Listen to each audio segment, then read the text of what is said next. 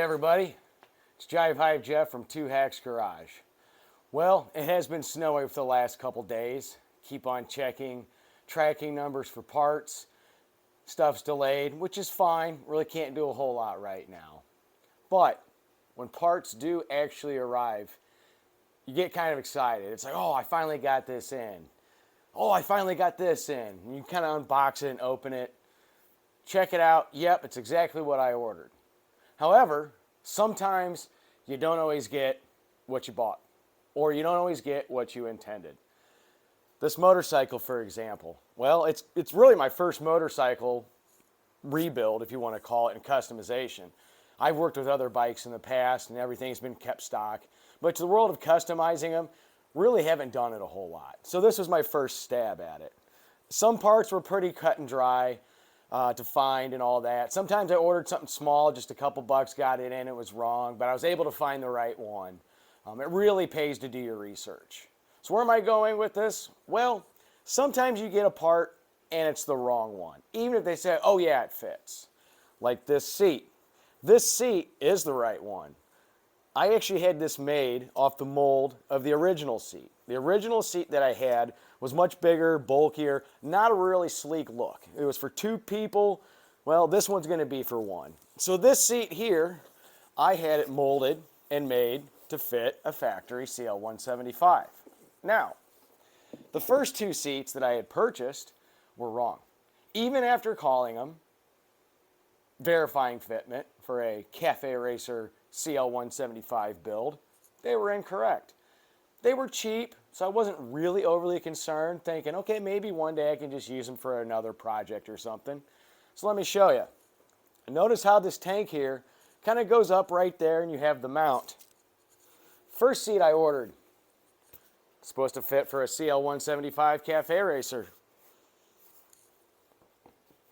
Nope, not even close.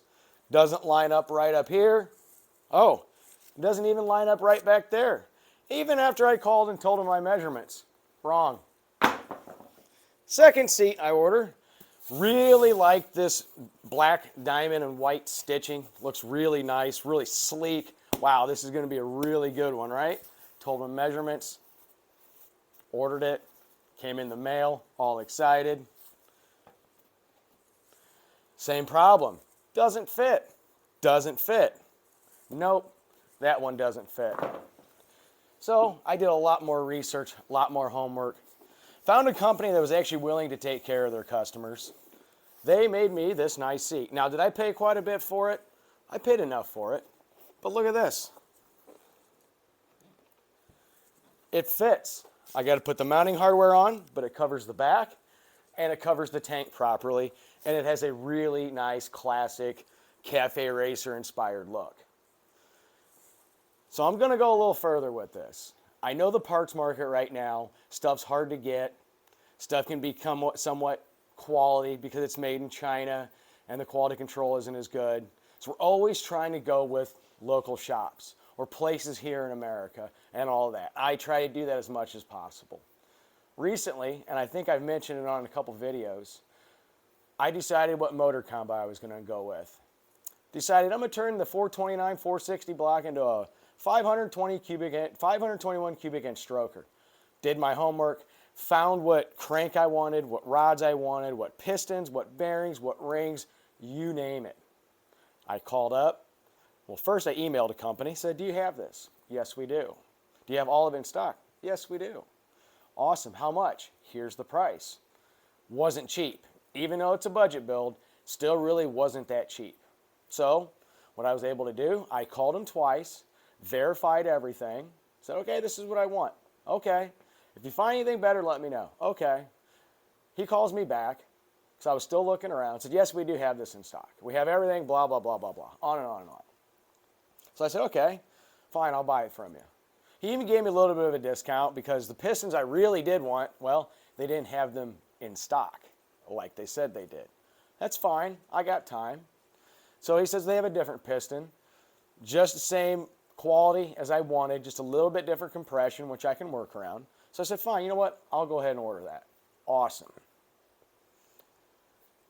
So the next day, I get an email. Hey, We're waiting on rings. Really? Odd. I thought you had everything in stock. Well, we did. We thought we did. Okay, that's fine. Ship it when you got it. All right. Another day goes by. I get an email. The crankshaft is shipping out of a different location. Okay, that's odd. You told me everything you had in stock. So at this point, I'm getting just a little bit worried. Well, I get 2 tracking numbers, which is fine. I'm good with that. Well, they were delayed. Today, I noticed one was out for delivery. I saw the UPS truck come pulling up because my dog barked, as he always does when that truck pulls up to let me know that he's here. I go out to the doorstep, and I see a box. All right, cool. 1 box. Both of them show delivered. 1 box. It was this box right here. It's not that big, right? It's even all beat up on the bottom, really crusty. I'm not going to say the name of the company, but I'm like, man, my pistons and bearings, and I hope everything's fine. I opened it up.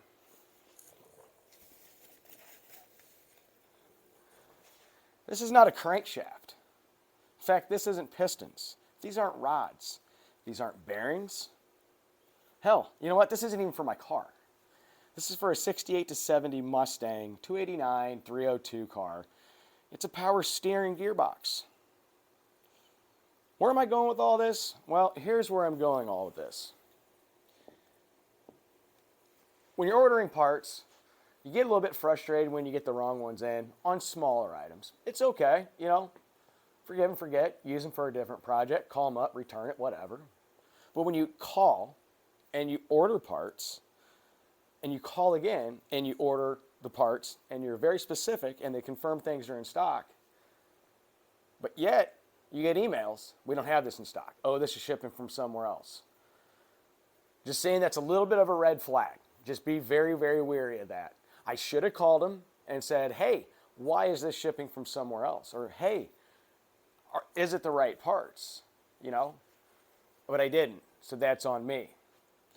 Kind of blows up my plans a little bit.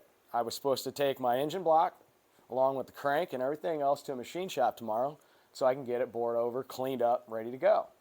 Everybody knows right now, hey, machine shops are packed. They are around here, everywhere, on back order. Had a family friend going to get it in, do it a favor. Now, I can't do that. So the lesson to me is, when little red flags like that start popping up, well, better get on the horn, better start calling people.